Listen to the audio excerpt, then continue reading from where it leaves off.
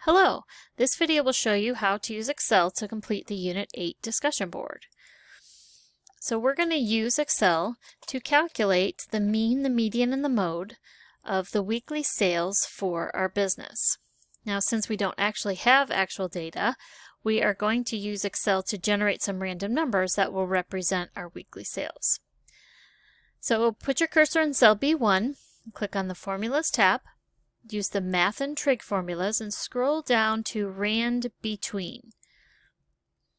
In Rand Between, it will generate a random number where we get to tell it the lowest value and the highest value we want the random number to be. So the lowest number we want is 10,000, and the highest number we want is 100,000. Then I'm going to click OK, and Excel will generate one random number that's between 10,000 and 100,000. And this represents our first week's sales. So we need to do the rest of the year. So using your mouse, put your cursor in the lower right hand corner of cell B1, click and hold and drag it down to row 13. And this will represent our first quarter sales. Now I could drag all the way down to row 52 to get all 52 weeks, but then you won't be able to see it in one snip. It'll be below the screen. So in order to snip this and put it in the discussion board, I'm only going to go down to row 13. So that's one quarter. Now we take and drag it over 3 columns. So click and hold the lower right hand corner and drag it over to column E. And then again, click in the lower right hand corner. We'll drag down to each column down to row 13 so that we have 4 quarters and 52 total pieces of data. So here are 52 random numbers. Now you may have noticed that every time I change something in the Excel spreadsheet, all the random numbers regenerated. So don't worry about that. That's what Excel will do every time you enter something into the Excel spreadsheet. And for our purposes, we really don't care that it does that. Once you have your random numbers created, we're going to calculate the mean, the median, the mode, and the standard deviation.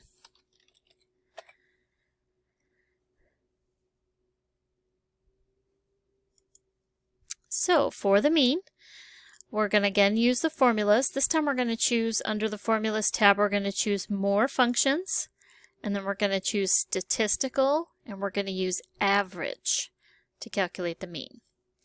That will open a window, and Excel's asking for what numbers we want to have the average of, and right now it's choosing just column B, and we want more than that. So we could tell it we want the numbers from B1, and then I'm going to type a colon, through E13 and click OK. And then it'll give me the average of all 52 numbers. Now let's calculate the median. So go in the median cell, click on More Functions, Statistical, scroll down the alphabetical list until you get to median. Choose that option. And again, Excel is asking us for what numbers we want it to take the median of. So you could type all the cells, the B1 through E13 if you'd like, or you can use your mouse button. If you click and hold cell B1, scroll down and across to get all the numbers, you let go. You'll see it B1 through E13 appear there, and click OK. And that's our median. And then for mode, again, we're going to go in this More Functions, click on Statistical, scroll down till we get to Mode, and we're going to choose Mode Multiple, which means it'll tell us if there's more than one mode. Again, it's asking for what numbers, so I can click and hold my mouse key to highlight all 52 numbers, click OK, and it says No Mode, which is fine. Now this last one is the standard deviation. So we'll go to More Functions and Statistical. I'm going to scroll down. There's a couple of standard deviation options, and we're going to choose the one that has the S with it, the .S. That's the one your book uses for standard deviation, so that's the one we're going to use.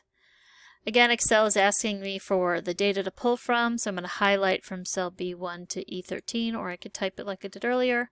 Click OK, and now we have the standard deviation. So those are all the calculations that we need to do. I'll go ahead and click on column A, go to my Home tab, and auto-fit my column width so we can see everything. And once you're happy with all your results, go ahead and click on Snip. And if you have an old version of Windows, you can use the snipping tool. If you have Windows 10, you can use the Snip and Sketch, but they work the same. Click on New. The screen will go dark. Use your plus sign to highlight. Click and hold your mouse key till you highlight all the relevant data. And if you're happy with that, you can go ahead and save it. If you're not happy with it, you can click on New and try it again. So go ahead and save this file. Once you have saved the file, go into your discussion board for Unit 8. Click on Start a New Thread. And type in a subject.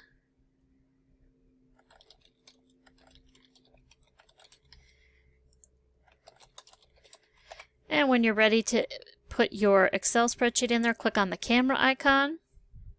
Click on My Computer.